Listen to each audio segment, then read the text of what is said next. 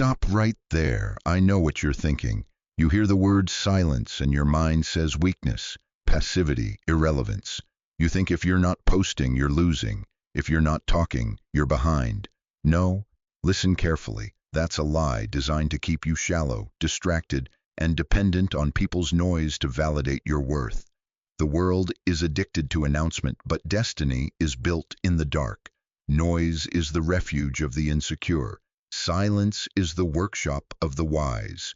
You must understand this. In the kingdom, power is not proven by how loud you are. Power is proven by how governed you are when nobody is watching. Do you want to be unstoppable? Then hear me. Unstoppable is not popular. Unstoppable is not loud. Unstoppable is consistent.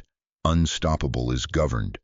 Unstoppable is disciplined and faithful to assignment when there is no applause, no audience, and no hype man. The truth is, public applause is cheap. Private integrity is costly. Anybody can post a dream. Few will pay the price to become the dream. Anybody can announce potential. Few will submit to the process that converts potential into fruit. Until you understand the value of the hidden place, you will keep mistaking visibility for victory and attention for authority. Let me correct another thought creeping through your mind. So you want me to hide? No, I'm not calling you to cowardice. I'm calling you to strategy. Silence is not hiding. Silence is choosing the right environment for formation. Seeds grow in the dark. Roots grip the earth beneath the surface. A child is knit together in the secret place before being introduced to the world. Why would your assignment be any different? If you rush to announce what God is still forming, you invite pressure your character cannot yet carry. The problem is not your gift.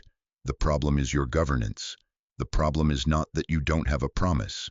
The problem is that you leak it through your mouth, your screen, and your emotions, and then wonder why fatigue and confusion follow you like a shadow. Listen carefully. We are not talking about self-help tips.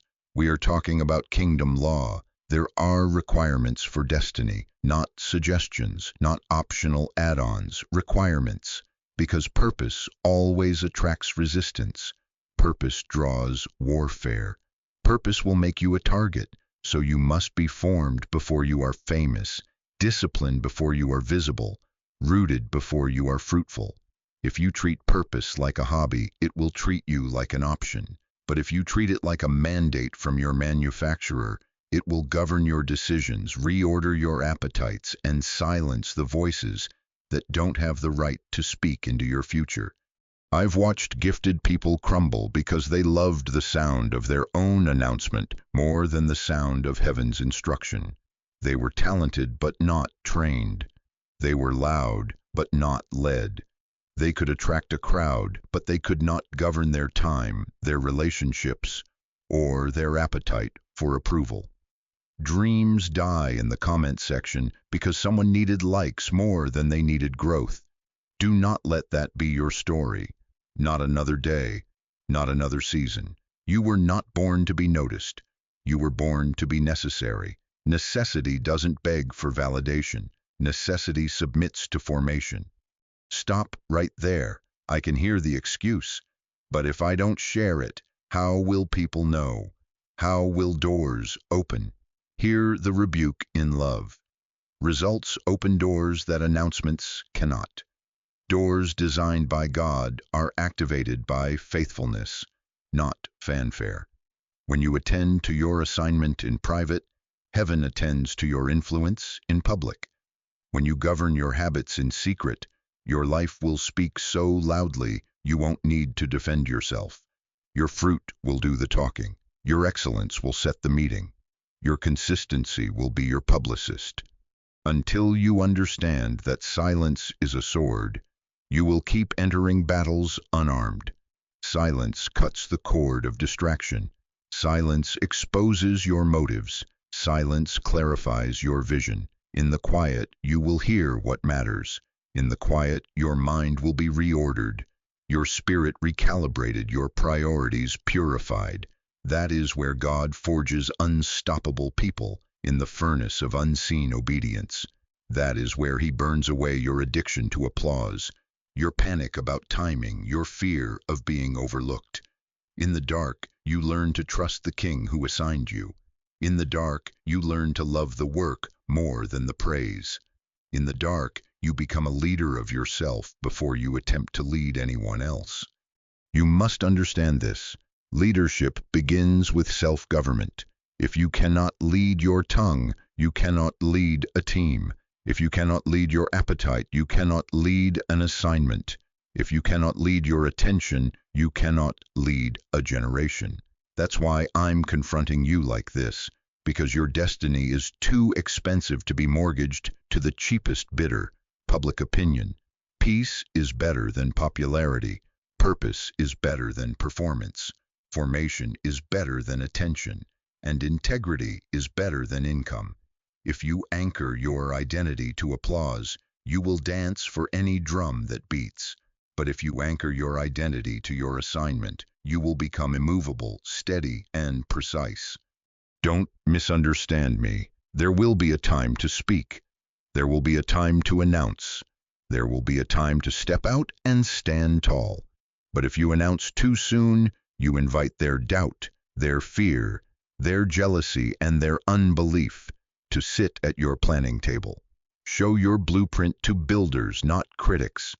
There's a difference between counsel and commentary. Counsel sharpens you. Commentary distracts you. Boundaries are not selfish. Boundaries are sacred. Guard your process like your life depends on it, because it does. So here is the charge for your mind right now. Trade noise for nurture, spectacle for structure, hype for holiness, exposure for excellence. Decide today that your mouth will serve your mission, not sabotage it. Decide today that your screen time will submit to your study time. Decide that your emotions will be trained to wait on instruction, not run after attention. This is the way of the kingdom. This is how destinies are forged, not in the echo chamber of applause, but in the quiet room of obedience where your future is shaped by decisions you make when nobody is watching. I am telling you with sober conviction, many do not fail because they are not anointed. They fail because they are not focused. They hemorrhage future through careless words, unfenced time, and undisciplined feelings, but that doesn't have to be your end. Today, choose the dark room where God develops his images. Choose the private altar where discipline is offered and wisdom is received. Choose the silent build, and when the hour comes for unveiling, nothing on earth or in hell will be able to stop what has been forged within you. Listen carefully. You were not assembled by accident or stitched together by chance. You were designed by a manufacturer who never builds without intent. Purpose is not something you invent. It is something you discover. It was coded into your spirit before your body ever saw daylight. Stop right there. I know what you're thinking. I'm trying, but I feel random. I feel scattered. I feel like I'm behind. No, you are not behind. You are unfocused. The problem is not that you lack promise. The problem is that you are leaking purpose through undisciplined attention. The truth is, focus is the discipline that honors your design. When a product leaves the manufacturer, it comes with a manual that tells you what it is for and what environments will damage it. You are no different. Until you understand your identity and your assignment, you will submit your life to environments and voices that corrode your potential. But when you align your habits with your manufacturer's intent, your life stops begging for relevance and starts producing inevitable results. Let me confront a trap that has caged too many destinies. You keep asking for permission from people God never appointed as your supervisors. Why are you waiting on humans to authorize what heaven already stamped as yours? That is a lie from the pit of hell designed to keep you domesticated by approval. You are not employed by people. You are deployed by a king. The breath in your lungs is your license. The gifts in your life are your credentials. Your assignment is your authorization. Stop handing your keys to those who did not design your engine. There's a difference between counsel and permission. Counsel sharpens you, permission shackles you. I've watched people sit on ideas until they went stale, not because God said wait, but because they waited for someone to clap. If you need validation to start, you are not ready to finish. I'm not telling you to despise wisdom. I'm telling you to honor it without surrendering your obedience to the mood of a committee. When your manufacturer gives instruction, you move. When he gives you a burden, you build. When he whispers strategy, you execute in the dark and let the results speak in the light. Now hear me very clearly. There is a difference between a goal and an assignment. Goals are preferences, assignments are mandates. Goals adjust with seasons, trends, and feelings. Assignments remain until they are completed. Goals are about what you'd like. Assignments are about what you were born for. Goals are negotiable. Assignment is non-negotiable. Don't confuse metrics with mission. You can hit a goal and still miss your life's work if it was never yours to begin with. Your assignment hijacks your options. It picks your fights. It chooses your friends. It arranges your time. When you know it, you stop trying to do everything, and you start mastering the one thing that carries your name. That is why many are exhausted. They are loyal to too many goals and unfaithful to their assignment. Vision is your picture of the destination. Goals are mile markers along the road. Assignment is the vehicle you drive to get there. If you keep trading vehicles every 5 minutes because someone else's car looks shinier, you will spend your years at the dealership and never on the highway of destiny. Listen carefully again. Every distraction is an invitation to forget who you are. Distraction is not first an attention problem, it is an identity problem. When you don't know who you are, you negotiate with anything. You start saying yes to opportunities that insult your design, engagements that dilute your strength, relationships that drain your conviction. Identity leakage produces focus leakage. You are not a beggar for attention. You are a steward of assignment. You are not a thermometer reacting to the climate of culture. You are a thermostat setting the temperature of your sphere. If the enemy cannot destroy you, he will distract you. He will send you many good things to blind you to the right thing. Protect your name, protect your time, protect your mind. Your yes is expensive. Stop spending it on discounts. The kingdom does not advance on hype. It advances on holy, disciplined, consistent obedience to assignment. Ask yourself right now, not rhetorically, but with ruthless honesty. What is my assignment in this season? What has the King placed in my hands that must be brought to completion? When you can name it, you can guard it. When you can guard it, you can grow it. And when you can grow it, you can steward influence without being seduced by it. You must understand this. When you know your assignment, you stop negotiating with distractions and you start governing your life. This is leadership at its root. Self-government. Not performing, not pretending, not pandering, but governing. Governing your mouth so your words don't mortgage your future. Governing your calendar so your time reflects your priorities, not your impulses. Governing your emotions so your feelings serve your mission, not sabotage it. Governing your appetites so your body becomes an instrument, not an idol. Stop right there. I know someone is saying, that sounds rigid. Where is the freedom? No, that's where true freedom is found. Freedom is not the absence of restraint. Freedom is the mastery of purpose. A river without banks becomes a swamp. Your life without boundaries becomes busy but barren. Place banks on your river and watch the force increase. Focus is your bank. Assignment is your channel. Put them together and power begins to move. Until you accept that destiny is an assignment, you will treat focus like a suggestion. But if destiny is an assignment, focus is governance. It is law, and laws do not bend for moods. This is where we are going next, and I want you to prepare your mind. There are 5 non-negotiable rules. laws of personal government that protect the private maturation of your assignment so that when it manifests, it is unstoppable. These are not 5 hacks, not 5 tips, requirements, but before we unveil them, settle this in your spirit. You are designed, you are authorized, and you are responsible. No more permission slips handed to the crowd. No more destiny on layaway waiting for applause. Stand in your design with holy confidence. Speak to your day and bring it under command. Arrange your life around your assignment. Choose your inputs. Curate your company. Build your altar of prayer and your schedule of practice. Then watch how heaven partners with a governed life. Your future is too expensive to be casual with. Your assignment is too sacred to negotiate, and your identity is too royal to bow to distraction. Now lift your head, fix your gaze, and commit, because the laws are coming, and they will demand the version of you that refuses to be ordinary. Rule number 1, shut the mouth. Stop right there. I know what you're thinking. But isn't speaking faith? Listen carefully. Faith is not leaking formation.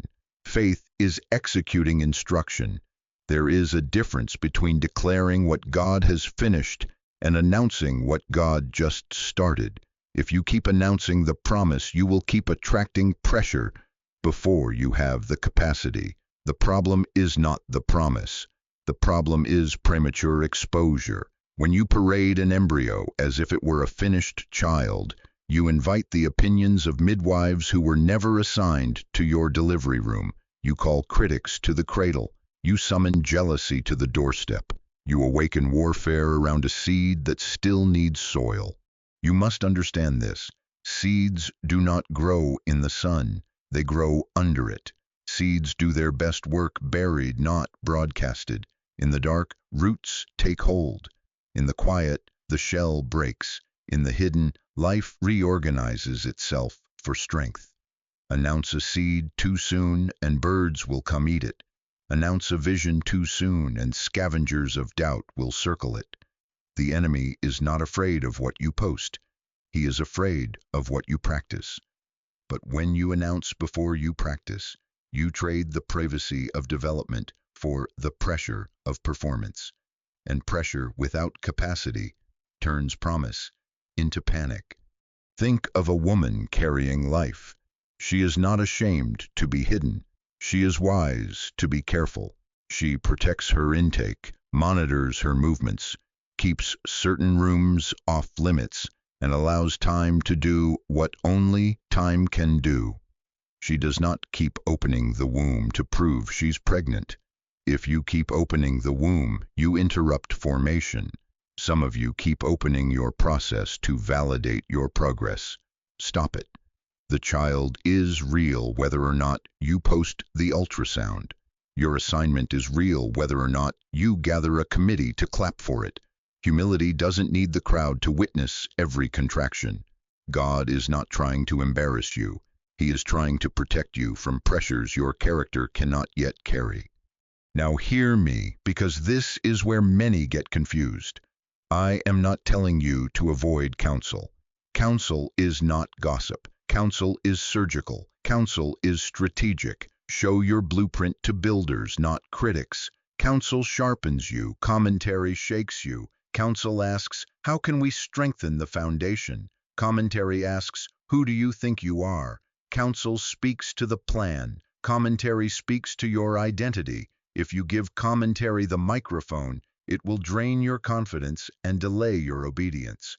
There is a difference between accountability and approval seeking. Accountability is private and pointed. Approval seeking is public and needy. Accountability grows you. Approval seeking grows your addiction to applause. Decide today that your assignment will never again be a spectacle. Decide that you will feed it strategy and starve it attention.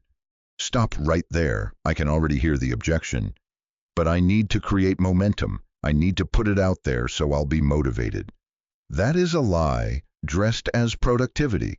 Motivation rooted in exposure is manipulation of your own emotions. It's counterfeit fuel.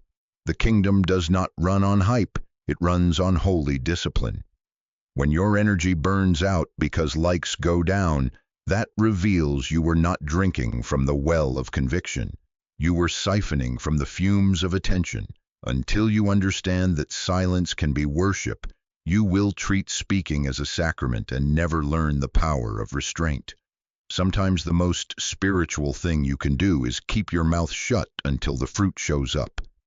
Even Mary, carrying a promise no one else had ever seen, kept many things in her heart and pondered them until the appointed time. That is not passivity, that is precision. Let me make it plain and practical because I want your life to change, not just your feelings. Establish a silence policy for your developing seasons. Yes, a policy, something you accept as law for your own governance. For the next focused window, choose 7 days, 30 days, 90 days, depending on the stage. Reduce your posting to near zero unless it serves your assignment directly. No teasers, no big things coming, no leaking prototypes to fish for validation. Stop explaining your burden to the unassigned.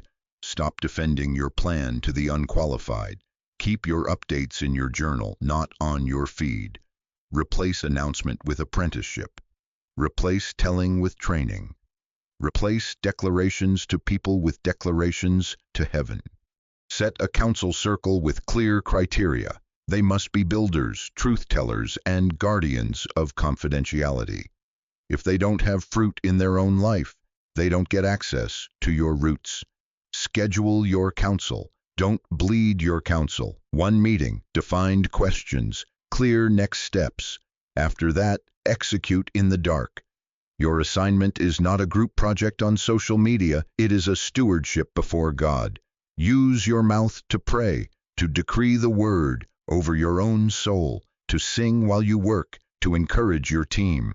Do not use your mouth to feed the curiosity of spectators who will not help carry the weight when it's time to push. Listen carefully. Your mouth is a gate. What you say lets spirits, expectations, and pressures flow into your life. Words are not casual in the kingdom, they are contracts. When you speak, you sign. You sign up for scrutiny. You sign up for schedules you didn't set. You sign up for timelines your character can't hold. Some of you have become servants to your previous statements, not to your actual assignment. You announced a date and now you are rushing to make your mouth true while your process remains false. That is a trap. Better to surprise them with finished fruit than to seduce them with unfinished forecasts. Better to say nothing and deliver excellence than to say everything and deliver excuses. Check your heart right now. Silence is not pride. Silence is humility before timing.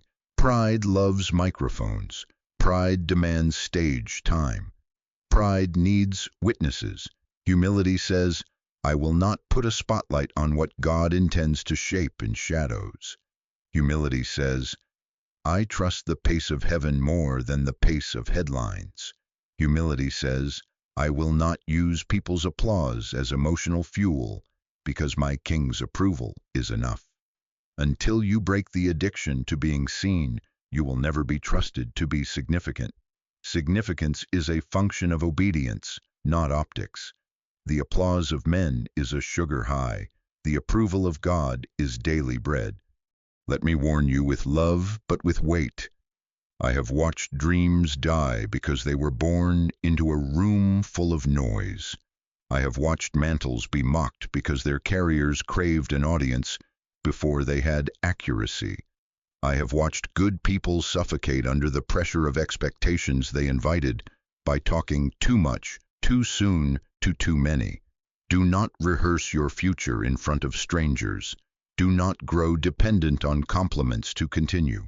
Do not let your need to be noticed keep you from being necessary. Remember this, the victory you will one day display in public must be won now in private.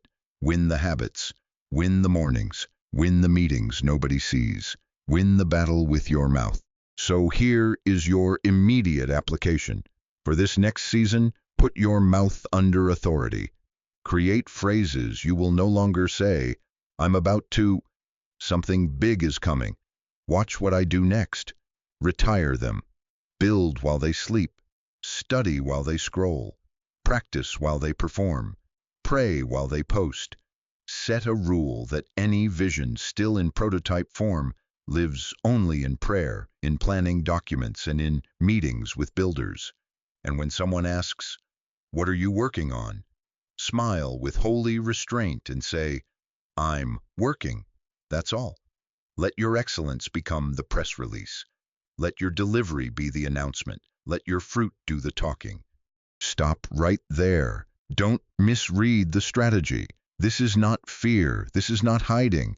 This is warfare conducted with wisdom. When your mouth is governed, your momentum is protected. When your mouth is governed, your motives are purified. When your mouth is governed, your mind is peaceful. And from that peace, you produce. From that order, you execute. From that restraint, you gain strength. The lion does not waste his roar on every rustle in the grass. He roars when he's ready to rule. Be the lion, not a dog barking at everything that moves. And hear the transition, because once your mouth is under discipline, the next battleground is your environment.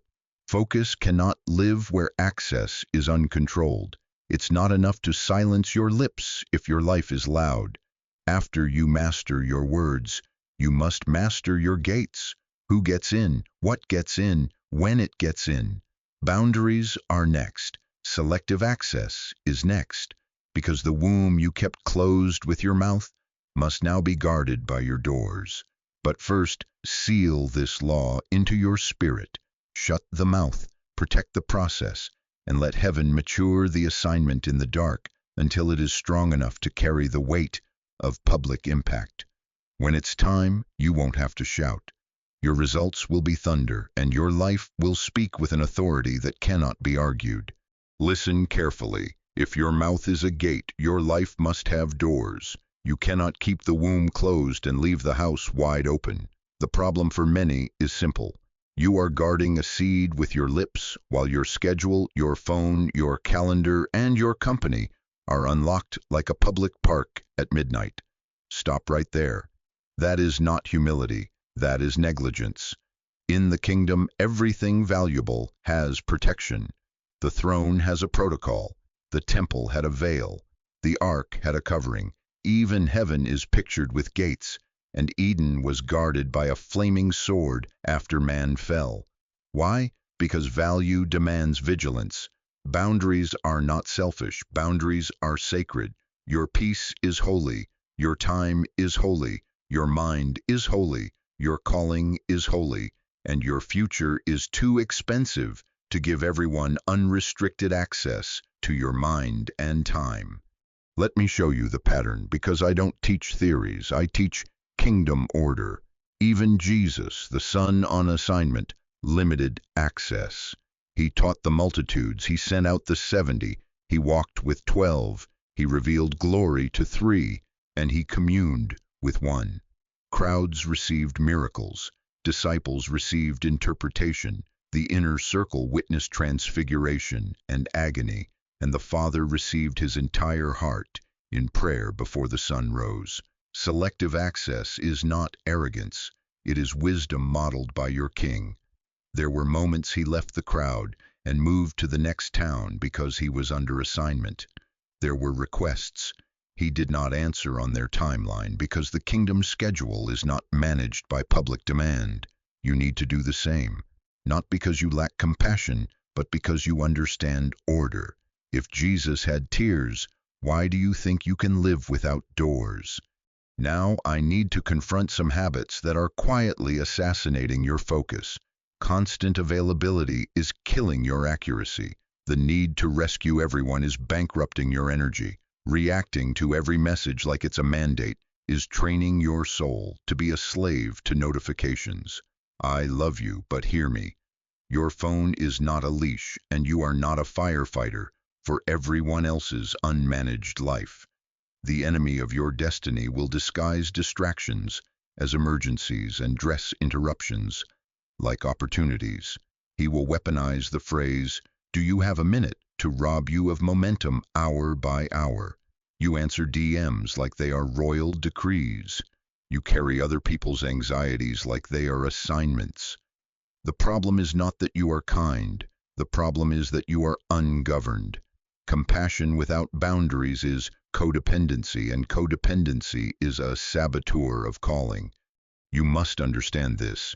You cannot build a destiny while living like you have no doors. Focus requires gates. Kings post guards, not because they hate people, but because they love purpose. You need guards at your gates. Appetites are a gate. Ears are a gate. Eyes are a gate. Calendar is a gate. Bedroom is a gate. Phone is a gate. Social media is a gate. Work hours are a gate. If everything is always open, anything can walk in and vandalize your future. Peace is the atmosphere where wisdom grows. Boundaries protect that atmosphere. No boundaries, no consistency. No consistency, no credibility. No credibility, no influence. This is not personality preference. This is governance. So here is the framework, plain and practical. Define your access tiers and decide with sobriety before God who gets which version of you. Tier 1, Inner Circle Counsel. These are builders, truth-tellers, and now keepers of confidence. They have fruit, not just opinions. They have scars that prove they've carried weight. They get access to your unfiltered process, your rough drafts, your numbers, your fears, your blind spots. But they are few, very few. Jesus had 3. Keep it tight. Tier 2, Outer Circle Community. These are partners, team members, collaborators, and faithful friends. They get clarity on the mission, access to meetings that move the work, and an invitation to contribute. They do not get to redesign the assignment, they help deliver it. They receive updates not inside your prayer closet, but inside the plan. Tier 3, Crowd Visibility. This is the public. They get finished fruit, clear messaging, and consistent excellence. They do not get your process. They do not get your emergencies. They do not get late-night access to your mind. They get outcomes, not opinions. If you invert these tiers, if the crowd gets what only counsel should touch, you will hemorrhage destiny. Stop right there. I know what you're thinking. That sounds harsh. What about love? What about serving? Don't misunderstand me. Love is not access. Service is not surrender. Jesus loved the masses and still withdrew. He washed feet and still kept his prayer time. He healed and then moved on because the assignment governed his calendar. Boundaries do not make you less like Christ. They make you more like Christ because they protect your capacity to obey consistently. You are not useful to anybody if you are perpetually exhausted, irritated, and resentful. Peace is better than popularity. Holiness is better than hurriedness. Precision is better than people-pleasing. Say it until your soul believes it. Now, guard the practical gates. Establish hours where your phone is on Do Not Disturb and your soul is on Do Mandate. First hour belongs to God, non-negotiable. That altar is a gate. Treat it like the Holy of Holies. No texts, no emails, no scrolling, only word, prayer, and listening. Second, create build blocks, unbroken, device-free work windows dedicated to your assignment. Protect them with the same passion you would protect a medical procedure because you are performing surgery on your future. Third, schedule counsel on purpose. One standing meeting with your inner circle each week or bi-weekly. Fixed agenda. Measurable outcomes. After that, execute. Fourth, define office hours for the outer circle. If it's not inside those hours, it waits. Emergencies have a protocol, not a back door. Fifth, automate your number pre-written responses that honor people without surrendering your day. I am currently under assignment. I can revisit this on date. This request does not align with my mandate for this quarter. I'm unavailable for new commitments until after milestone. No is holy. No protects, yes. No multiplies your impact by preserving your energy for what you were actually sent to do. Listen carefully. Not everyone who wants your time wants your good. Some want your access because they crave your attention, not because they respect your assignment. Test requests with questions. Is this aligned with my mandate? Does this person respect boundaries? Do they bring fruit or do they bring drama? Will this build what God asked me to build, or will it burn hours I cannot get back? If your spirit hesitates, don't negotiate. Confusion is often the red flag of misalignment. Confidence is the fruit of clarity. Protect your clarity with sacred boundaries. I need to warn you like a father would warn a son or a daughter. When you live boundaryless, you train parasites to feed on your purpose. Users learn your schedule and set their watches by your weakness. They become comfortable trespassers because you left the fence down. Then you get angry at them for doing what you permitted.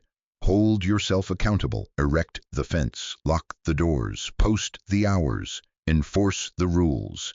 You teach people how to treat your assignment by how you treat it. If you are casual with it, they will be careless with it. If you are reverent with it, they will learn to approach with respect. Or they will walk away, and that's fine too. Loneliness is better than bad company. Quiet is better than chaos. Peace is worth the price of pruning. Let me lift you, because this is not a call to isolation. This is a call to order. When you guard your gates, your creativity increases. When you guard your gates, your sleep deepens. When you guard your gates, your confidence stabilizes. You will notice that ideas arrive on time, meetings finish earlier, and people either rise to your standard or exit your circle. Both outcomes are gifts. Your life starts sounding like a symphony instead of a siren. This is leadership. Self-government that dignifies your calling and multiplies your fruit. So here is your immediate application. Map your tiers tonight. Write names boldly and honestly. Who are the 3 to 5 in council? Who belongs in community? Who is crowd only? Then inform your calendar accordingly. Build your do not disturb hours. Protect your first hour. Schedule your build blocks. Create your no scripts. Clean your contacts. Yes, purge the constant crises that never convert. Remove apps that assault your attention. Tell your family your new hours. Invite them to help you honor them. And when guilt whispers, you're being selfish, answer it with truth. I am being a faithful steward of a holy assignment. Until you understand that access is stewardship, you will keep watering weeds and calling it ministry. The truth is, gates are grace. They rescue you from the tyranny of the urgent, so you can serve the reign of the important. And once you have posted guards on the outside, we turn to the interior castle. Because the next war is not who gets in, but what gets your attention after they leave. Attention is a muscle. It cannot be trusted. It must be trained. We're going there next. For now, lock the doors, bless the boundaries, and watch how your life begins to move with royal focus. Now we go inside. We have closed the doors. Now we must enthrone a ruler. Attention is not a toy. It is a throne. Whatever sits on that throne governs your day, your decisions, your emotions, and your outcomes. Listen carefully. Distraction is not your personality. Distraction is undisciplined leadership of self. Stop right there. I know what you're about to say. That's just how I am. I'm a creative. I need variety. No, variety is not the same as vagabond thinking. The truth is, your mind has been renting your throne to trespassers. Fear has been seated. Novelty has been seated. Everybody's urgency has been seated. And you, the landlord of that sacred space, have been collecting likes as rent while your purpose lives homeless. Until you understand that attention must be governed like a kingdom, you will continue to serve your distractions like they are your master. The kingdom runs on order, not on moods. Focus is the decree that says who gets authority in your mind. Focus is a decision, not a feeling. Feelings follow the throne. If confusion is sitting there, your day will be scattered. If comparison is sitting there, your progress will be poisoned. If clarity and assignment are seated by prayer and priority, your life will move with precision. A single eye fills the whole body with light.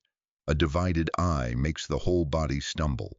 This is why the enemy floods you with noise, not because he is strong, but because he is a vandal. He cannot destroy your calling, so he distracts your attention until you sabotage it yourself. Noise is the refuge of the insecure. Silence is the workshop of the wise. You have silenced the gates. Now enthrone your mind. Let me expose a modern illusion that is devouring destinies. Busy feels productive, but scattered effort is slow-motion failure. It looks like motion. It isn't progress. It looks like commitment. It's actually avoidance wearing a calendar. You call it multitasking. Heaven calls it a divided mind. You open 10 tabs and finish none. You start 5 initiatives and move none to completion. You carry perpetual fatigue because your brain keeps switching tracks like a train that never arrives at a station. A lion that chases every gazelle catches none. A farmer who sprinkles seed over 10 fields with no watering plan feeds the birds, not the village. That's what some of you are doing with your hours. Feeding birds. Stop it. One assignment, one season, one target. Say it until it becomes your law. You must understand this. Attention is a muscle. It will not strengthen by accident. It must be trained on purpose. So here is the training plan. Establish single task blocks. This is holy time where one thing reigns. Put it on the calendar like an appointment with a king, because it is. Work in focused intervals. Start with 25 minutes if your attention is weak. Graduate to 45, then 60, then 90 as your capacity grows. No switching, no peeking, no just checking. Your brain obeys the rules you enforce. Remove notifications because you are not a bellhop for other people's impulses. Disable the badges. Silence the pings. Your phone is a tool, not a tyrant. If a message can interrupt your life at any moment, then whoever sent it is your Lord. Decide daily what gets lordship. Create a daily priority list that serves your assignment, not your emotions. Emotions ask, what feels good right now? Assignment asks, what moves the mandate today? Each morning, after you give God the first hour, choose your top 3 results that, if done, advance the calling measurable steps, not vague hopes, not busy tasks. Results: draft the proposal, record the chapter, design the prototype, call the partner, train the team, block time for them, then build a wall around those blocks and guard them with the same intensity you used to guard your secrets. If it's not on the calendar, it's a wish. If it is on the calendar and you move it 3 times, it's an idol of indecision. Pin it down. Execute. Stop right there. Let me confront a dangerous habit. Many of you spend the most precious energy of your day doing the smallest, easiest tasks because you crave the dopamine of completion. That is counterfeit momentum. It makes you feel like a winner while your assignment is starving. Do the heaviest lift first. Slay the Goliath before you answer the camp gossip. Start with the work that scares you because that's the work that grows you. Your morning is a throne. It will be ruled either by email or by purpose. Choose your king. Train your environment to respect your focus. Put your devices out of arm's reach during deep work. Use website blockers during build blocks. Wear noise-canceling headphones if you must, and let the world know, I am under assignment. Batch your communication windows. 2 check-ins for messages, not 20. Batch your errands, 1 morning each week to handle logistics, not a little here and a little there that bleeds every day dry. Create a landing zone for random thoughts. Keep a note open. When a stray idea pops, park it there and return to the target. You are not ignoring, you are governing. Now, let me go deeper, because technique without transformation collapses under pressure. What do you reach for when you are tired? Be honest. Scrolling, gossip, comparison spirals, endless news, snack after snack, sarcasm and side comments. That is your counterfeit comfort. It promises relief and steals your reign.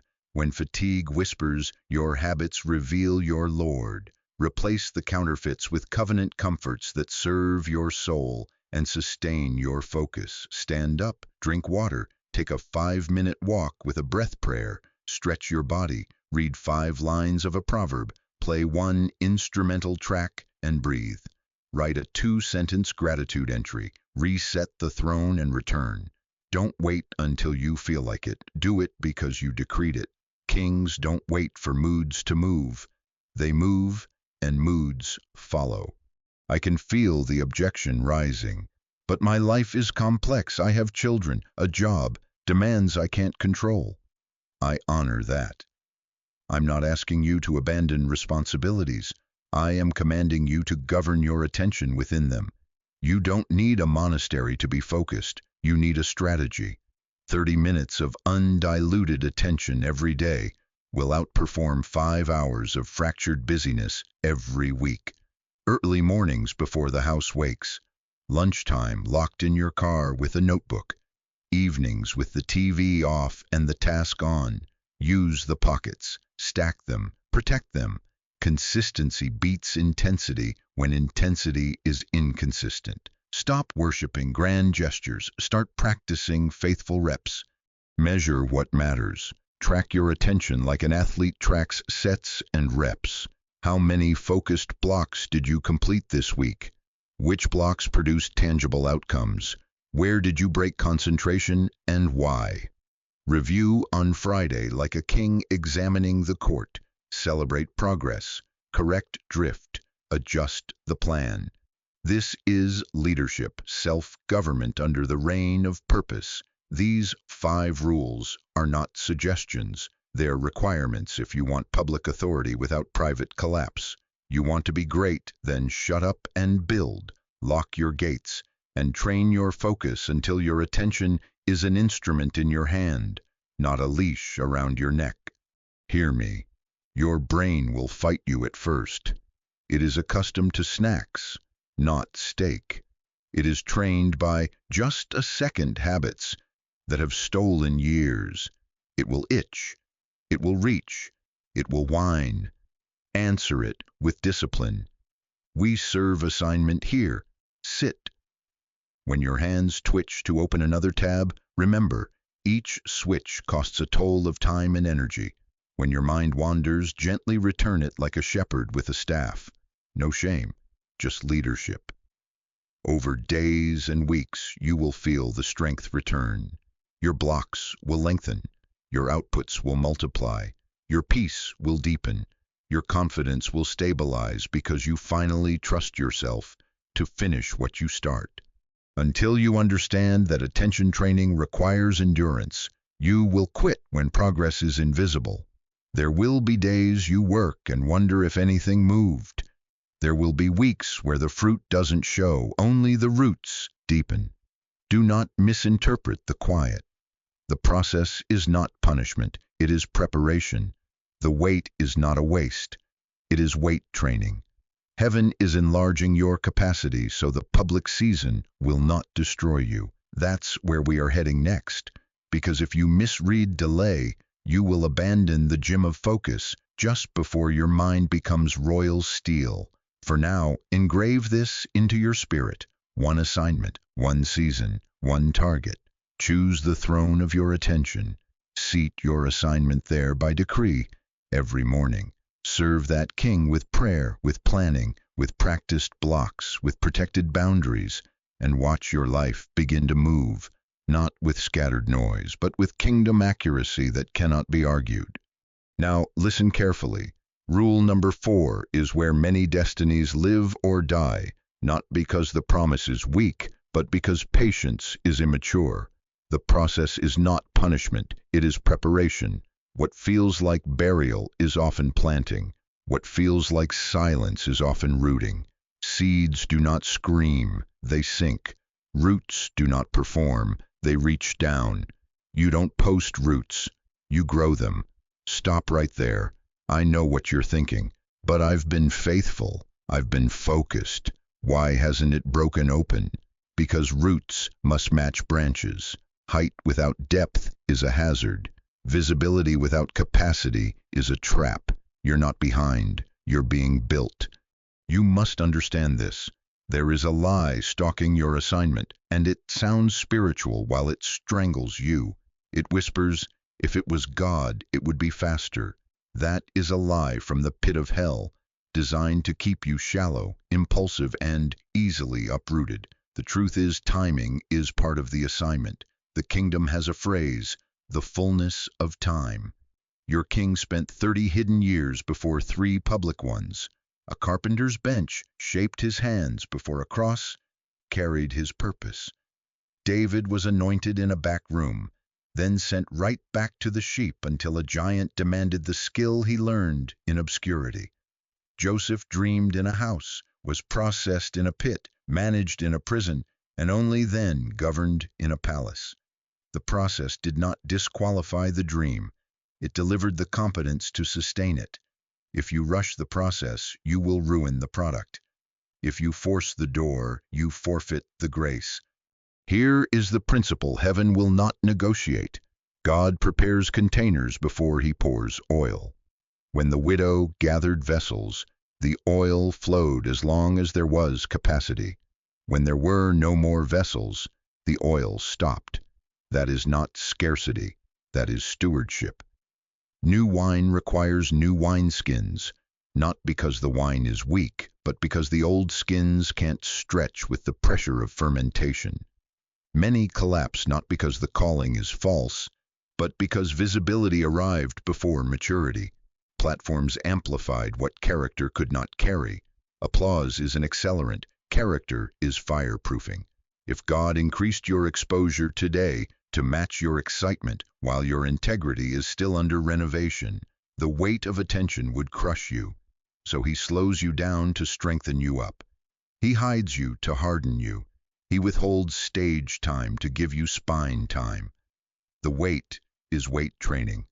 Stop right there. Do not mistake God's silence for his absence. The teacher is often quiet during the test, not because he left the room, but because he trusts what he has already taught you. Heaven's quiet is often a vote of confidence, not a verdict of rejection. The enemy wants you to interpret the quiet as failure, so you'll break your own focus, chase quick wins, and trade your birthright for a bowl of instant validation. Don't you dare steward the silence.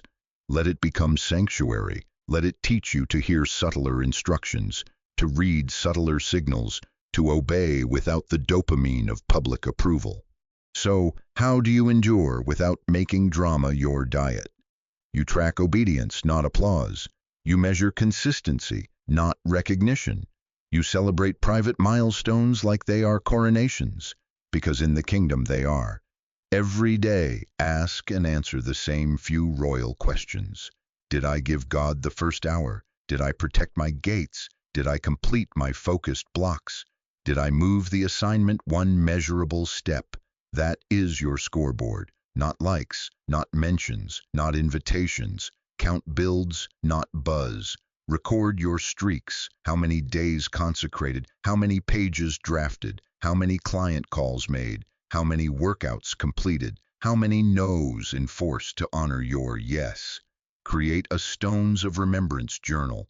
When God provides insight, opens a micro door, strengthens your resolve in a weak moment, you write it down. At the end of the week, hold a brief counsel with yourself and with your inner circle. Review your faithfulness, correct drift, refine the plan, then go again. This is how kings endure. I hear your heart. You're tired. You've sown in tears. You've watched people with half your integrity race ahead with twice your visibility. Let me shepherd your soul. Frustration is human. Instability is optional. Do not bleed on the altar of your assignment. Pain is a poor publicist and a powerful instructor. Bring your ache to God, not to the crowd. Cry in prayer. Don't complain on platforms. Convert your pain into discipline. Fast a day to reset your appetite. Add 10 minutes to your focus block as a consecration. Simplify another layer of your schedule as an offering. When disappointment knocks, don't post. Push reps. You are not stuffing your emotions. You are stewarding them. You are not suppressing. You are sanctifying. Let me reframe what you're calling a closed door. Many doors are not denials. They are divine traffic signals protecting you from collisions you could not see. A delay kept you from a partnership that would have diluted your assignment. A not yet spared you from a room where your gift would be used, but your soul would be abused. What looks like detour is often deliverance. What sounds like no is often not with them, or not like that, or not now. Precision takes time. Accuracy requires editing. You are not being punished. You are being specified. There are seasons in the kingdom. Winter is not punishment, it's a laboratory. Roots go deep when branches look bare. You must stop performing harvest during winter just to keep up with people who are faking fruit with borrowed photos and rented credibility. You don't need to stage progress, you need to make it. The earth does not applaud the seed for staying underground. It rewards it with spring. Don't decorate the soil, work it. Don't do maintenance on an image. Do maintenance on your mind.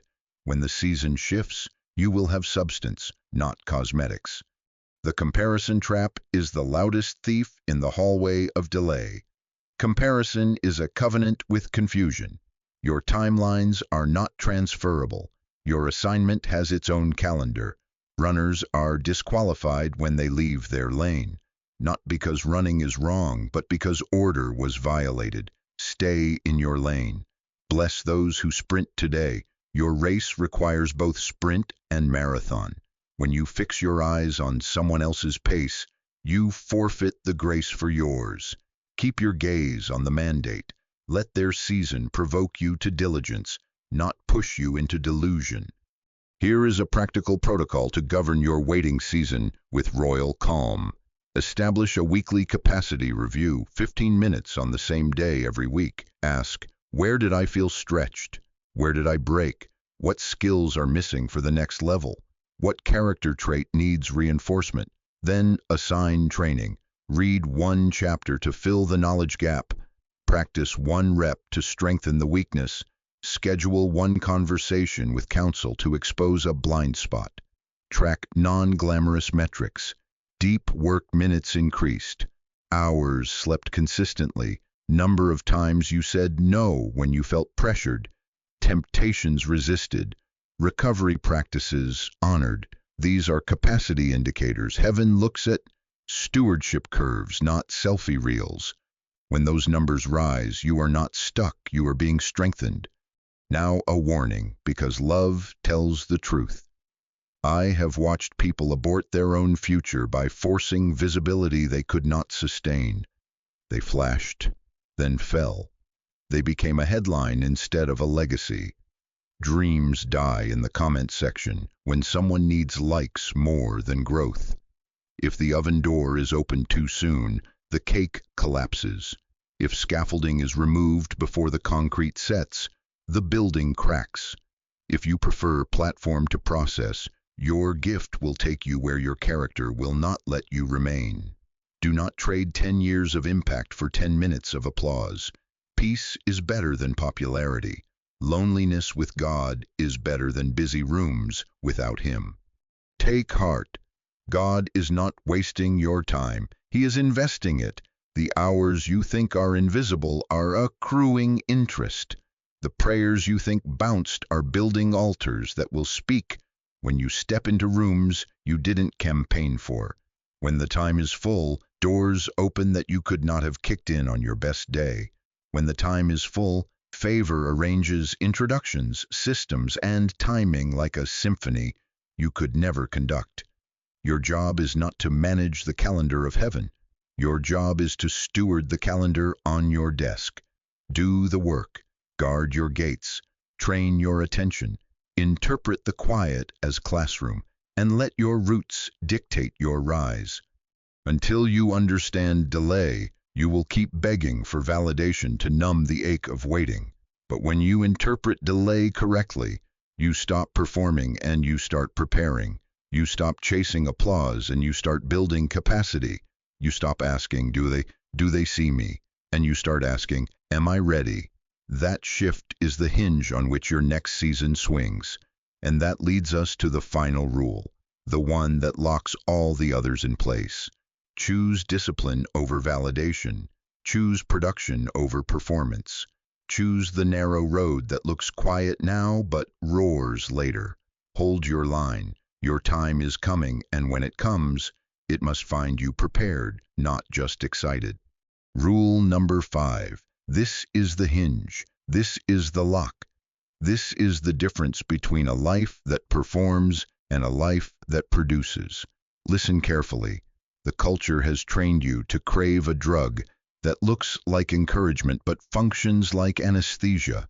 It numbs your hunger, it sedates your diligence, and it hijacks your obedience.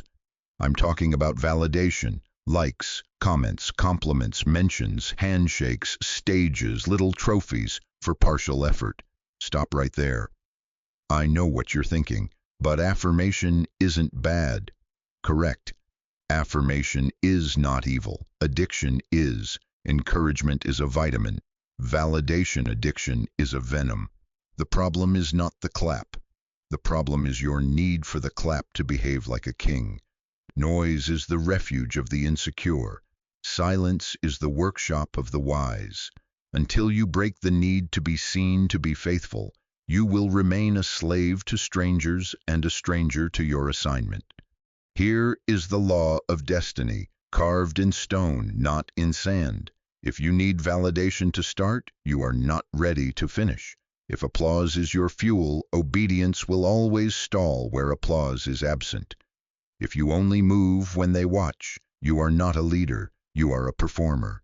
You want to be great, then shut up and build. Build when no one is watching. Pray when no one is clapping. Study when no one is posting. Execute when no one is asking. The Father who sees in secret does not run an algorithm. He runs a kingdom. Promotion in this kingdom is not purchased with popularity. It is awarded for faithfulness. The truth is, many are rehearsing for crowds, while their calling is starving for craft. Dreams die in the comment section because someone needed likes more than growth. That cycle ends tonight. Discipline is not a mood, it is a mandate. Discipline is a decision you make once and enforce daily until desire learns to obey.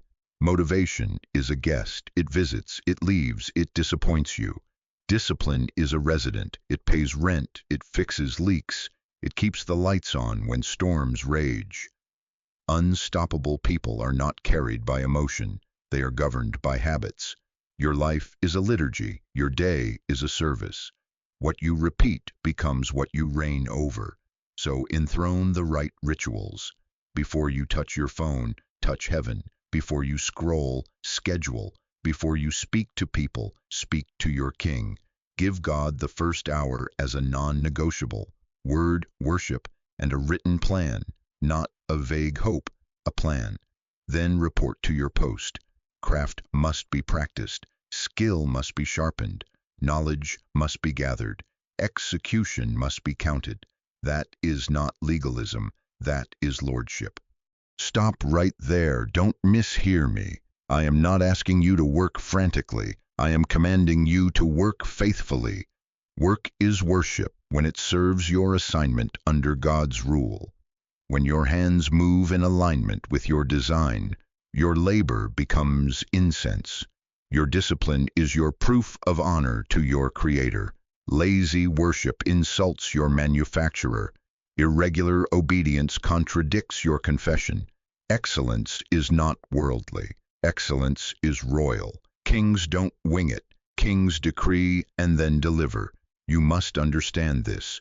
When you refuse to train, you refuse to reign. Now, let's turn this conviction into a production system. because feelings without structure collapse by Wednesday. Establish non-negotiables that are so clear your calendar could preach your values without you saying a word. Daily, first hour with God. Daily, 1 block of undisturbed deep work on your primary assignment. Daily, skill practice, 15 to 30 minutes sharpening the craft that carries your mandate. Daily, body stewardship, move, hydrate, fuel like a leader whose brain and bones have work to do. Daily, review and record. Check what you produced, note obstacles, set the next day's top 3. These are not optional, these are royal rituals. Enforce them gently, relentlessly, consistently until they become muscle memory. Then set weekly deliverables that translate time into tangible artifacts. By Friday, something must exist that did not exist on Monday. A chapter draft, a prototype iteration, a training module recorded, a proposal submitted, a sermon outline refined, a client served with measurable value. If your weekends with noise but no artifact, you performed, you did not produce. Build before you broadcast. Craft before you post. Don't tease the crowd with promises, present them with fruit. Show your blueprint to builders, not critics. Invite counsel that sharpens, not commentary that siphons. And when you do share, let the work speak. Let the impact testify. You won't need a megaphone when your results are roaring.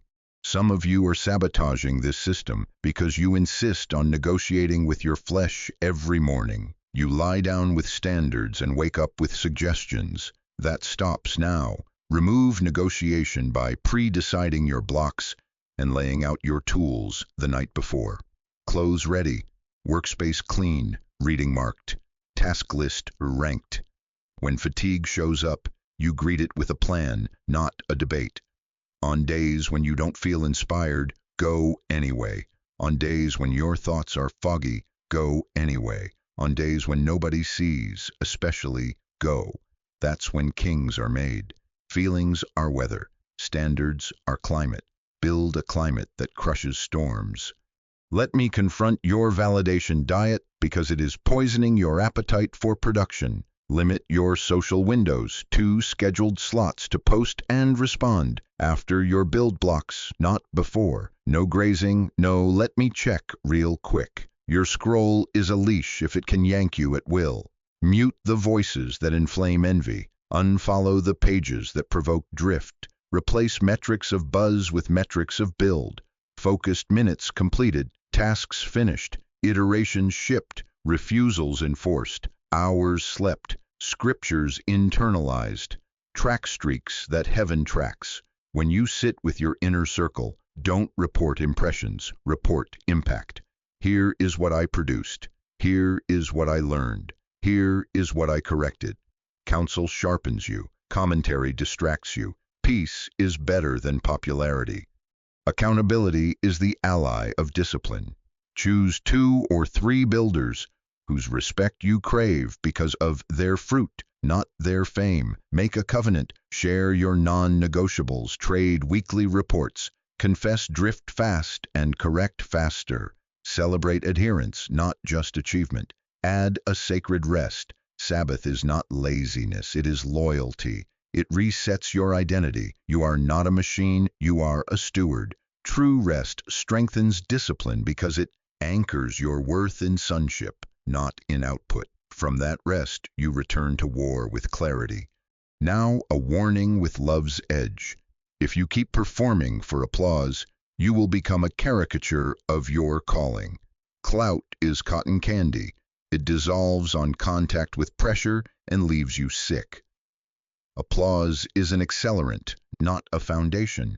Pour it on wet cement and you'll only get cracks faster. I've watched gifts get invited into rooms they could not endure because discipline was decorative, not structural. Do not force an entrance your character cannot furnish. Do not trade the weight of glory for the weight of opinions.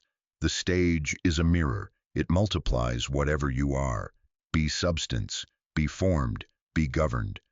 Hear the encouragement inside this command. Your God is not cruel. He does not demand without empowering. Grace is not opposed to effort. It is opposed to earning. Grace gives you the desire and the power to do what pleases Him. Pray for that power, then plan like you received it. Ask for wisdom, then act on the first inch of light you have. Heaven meets movers. Doors swing for doers. When the time is full, results will announce what your mouth refused to exaggerate.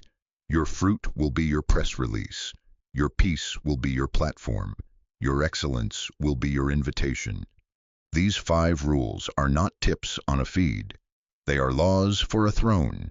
Shut the mouth. Guard the gate. Train the attention. Interpret delay correctly. Choose discipline over validation. Together they form one government, self-government under kingdom authority. And that is where we are going next. Integration, where these rules stop being episodes and become your ecosystem, where your days line up with your destiny until silence speaks volumes and your private obedience erupts into public impact you will be able to carry without collapsing. For now, decree it over your life. I will stop performing. I will start producing. I will build in the dark until the light reveals what diligence has made inevitable. Discipline will take me where motivation and applause can never sustain me. Amen. Now we bring it together. This is where scattered excellence becomes a system, where moments become a movement in your own life, where the noise dies and the work speaks. Listen carefully. These 5 rules are not 5 tips you sprinkle like seasoning. They are one government you establish over your life. 1 crown, 5 jewels, 1 engine, 5 pistons. You shut the mouth to protect the seed. You guard the gate to protect the process. You train the attention to build momentum. You interpret delay correctly to build endurance. You choose discipline over validation to produce fruit that will not rot under the heat of recognition. When these operate together, you stop living by emotions and start ruling by principles. The world is addicted to announcement, but destiny is built in the dark because the dark is where governments are formed. Build your government now. Stop right there. I know what you're thinking. Can't I just pick the ones I like? No. Kings don't cherry-pick laws, they enforce constitutions. If your mouth runs wild, your seed is exposed to early frost. Every announcement draws critics, parasites, and unnecessary pressure before roots have taken hold. When you clamp the lips, you build a greenhouse around what is fragile. When you set boundaries around your time and your space, you put security around your workshop. You move from accessible to effective. When you train your attention like a soldier, you turn your day from a field of scattered arrows into a single spear that pierces a target. When you interpret delay as preparation, you don't sabotage your own build with panic. You let the cement cure, you let the wine ferment, you let the muscle tear and heal until it can carry weight.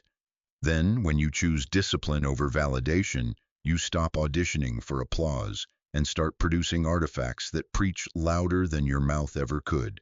That is one life. That is a silent life that shouts. You must understand this. Leadership is first personal before it is public. You cannot lead a team if you cannot lead a Tuesday. You cannot govern people if you cannot govern your phone. Focus is self-leadership.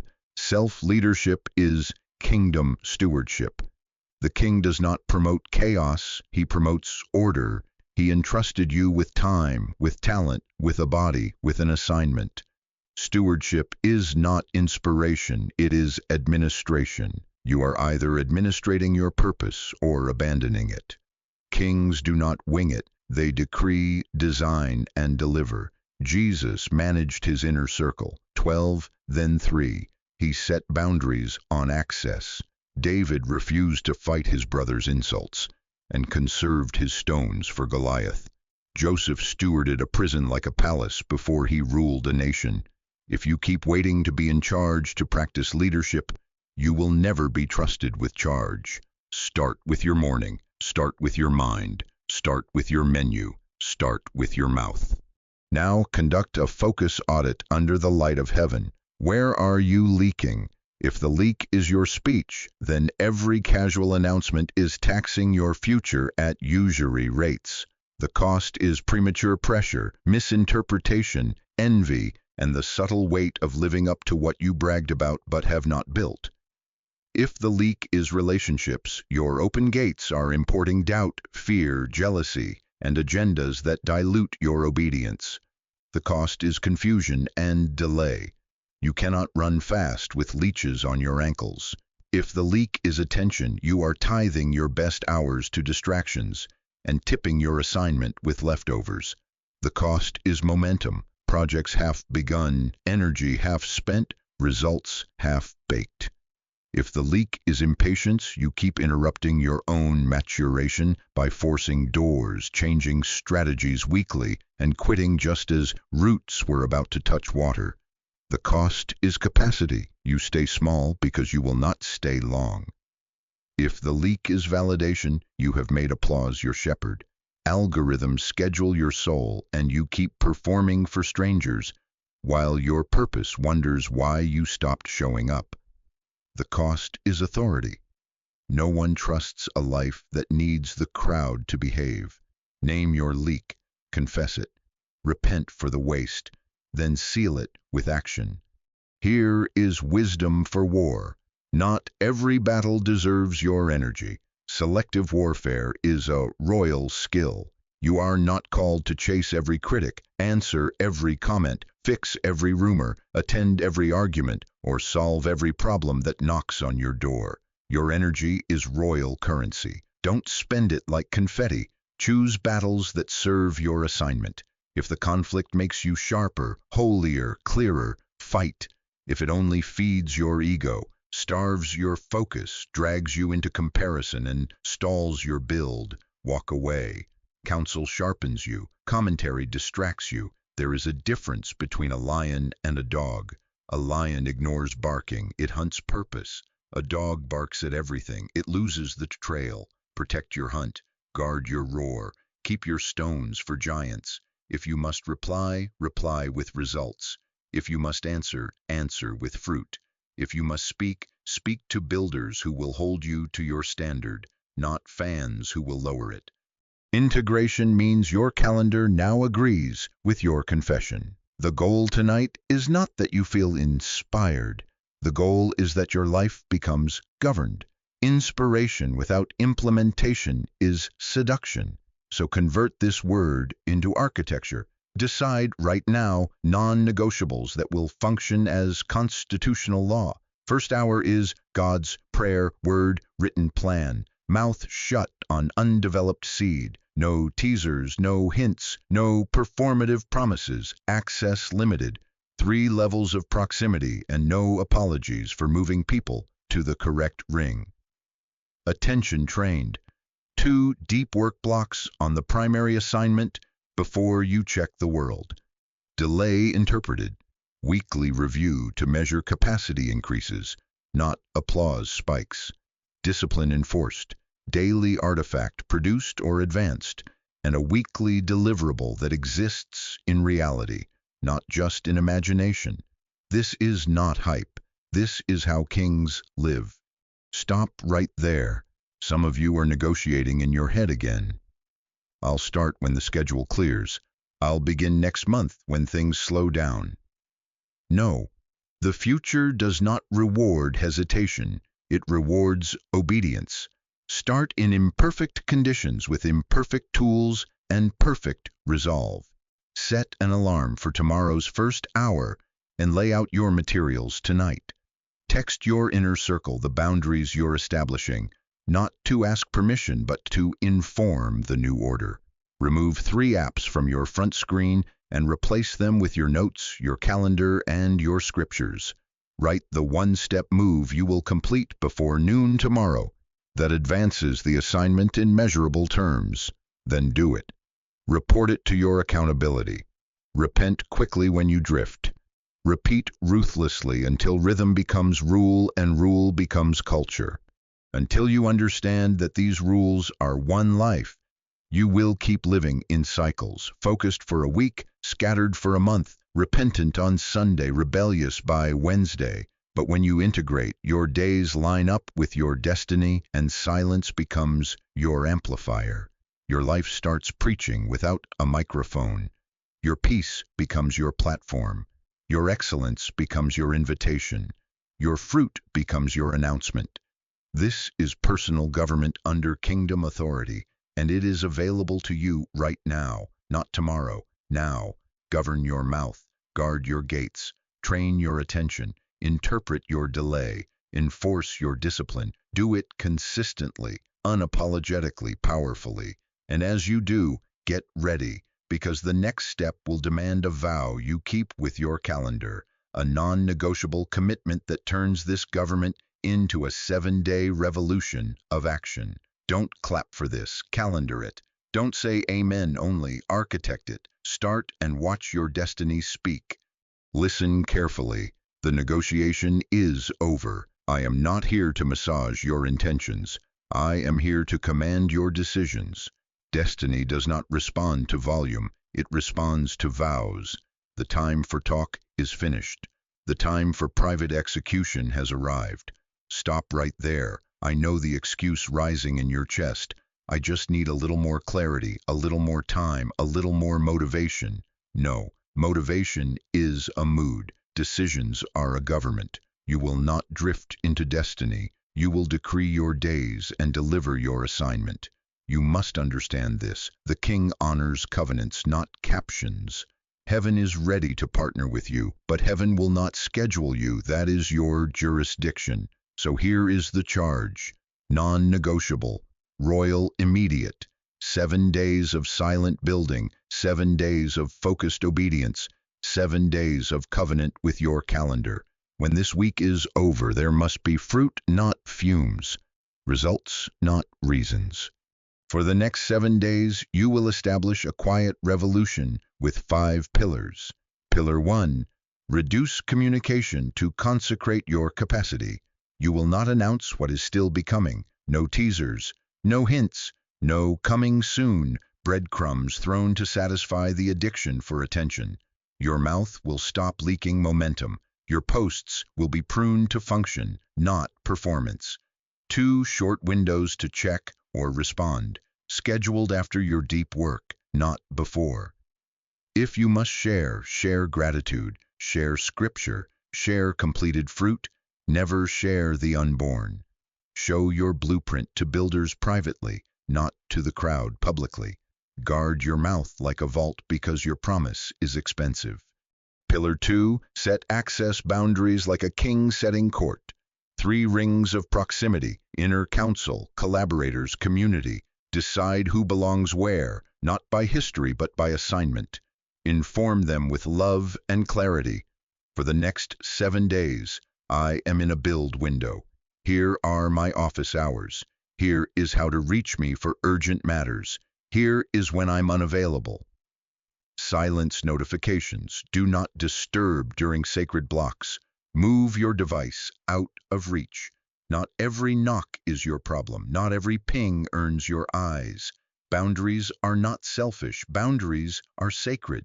Your future is too costly to sell it for casual access. Pillar 3, a daily deep work block dedicated to your primary assignment. 1 mission, 1 seat, 1 clock. Choose your time now. Morning is preferable because kings tithe their best to purpose. 90 minutes minimum, 1 focus, 0 split attention, door closed, tools ready, phone outside, browser restrained, mind present. This is court with your calling. No late arrivals, no casual dress, no side conversations. If fatigue argues, you overrule it with structure. If boredom barks, you train it with discipline. If ideas scatter, you corral them with a written plan. Your day will bow to your decree because your decree is obedience. Pillar 4. Every day you will perform 1 endurance act in the place you have delayed. Choose the arena you keep avoiding, the neglected manuscript, the language you stopped learning, the debt plan you postponed, the workout you keep excusing, the certification you halfway finished. the hard conversation you refuse to schedule. For 7 straight days, you will push past your threshold in that one area. Stay with the task 15 minutes beyond comfort. Make the tough call. Submit the application. Run the last mile. Finish the lingering module. Do it again tomorrow. This is how you teach your soul that delay is not a prison, it's a gym. The process is not punishment, it is preparation. Endurance enlarges capacity, and capacity carries glory. Pillar 5. Anchor the week in prayer and scripture as your non-negotiable first ordinance. First hour, God's word open, knees bent, pen ready. Pray in the Spirit. Receive wisdom.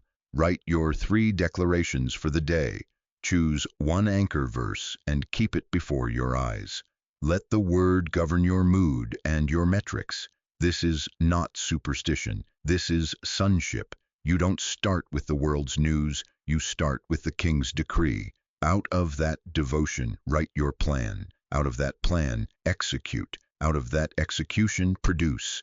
When battles arise, quote your verse. When fatigue whispers, repeat your declarations. Worship is your oxygen. Prayer is your engine. Obedience is your steering wheel. Now, accountability. Because without covenant, your feelings will steal your future. Write your assignment in one sentence, clear enough for a child to repeat. Define the next deliverable that proves progress in 7 days. A chapter draft, a recorded module, a prototype iteration, a signed client, a budget built and executed, a proposal submitted, a skill measured. Set the exact time and place for your daily deep work. Put it on the calendar in ink, not in wishful thinking. Protect it like covenant. No rescheduling for trivialities, no trading it for entertainment, no negotiations with laziness. Send this schedule to 2 builders you respect. Ask them to expect a report at week's end with fruit, not feelings. If you miss a block, repay it the next day with interest, double duration, and confess the drift without drama. This is discipline. This is government. Stop right there. Do not wait to feel ready. Start tonight. Lay out your tools. Remove 3 apps from your front screen. Print your anchor verse and tape it where your eyes land first. Place your phone in another room before bed. Prep your workspace like a sanctuary, clean, stocked, decisive. Choose your endurance arena now and write the first small action you will take tomorrow. Text your inner circle. I am entering a 7-day silent build. My worship is first. My work is focused. My boundaries are enforced. I will report fruit on day 7. Then sleep like a steward who has made a vow. I speak to your identity because your behavior will follow your belief. You are not a copy. You are a crafted original from a purposeful manufacturer. You are not behind. You are being prepared in a timeline tailored for the weight you are called to carry. You are not disqualified by yesterday's drift. You are requalified by today's decision. You will not be distracted out of obedience. You will not be seduced by applause. You will not be delayed by fear. You are a ruler over your day, a steward of your gift, a servant of the King. Say it with me in your heart until your mind submits. I am designed on purpose. I am assigned to produce. I am governed by discipline. I am satisfied with God's well done more than man's well said. Hear the promise and brace your soul with it. When you build in silence, God can trust you with influence. When you steward the dark, He can trust you with the light. When your mouth refuses exaggeration, your fruit becomes your announcement. Doors will open that your posts could never pry. Favor will locate you because faithfulness has made you findable. The Father who sees in secret will reward in a way no algorithm can replicate. Your life will speak for you.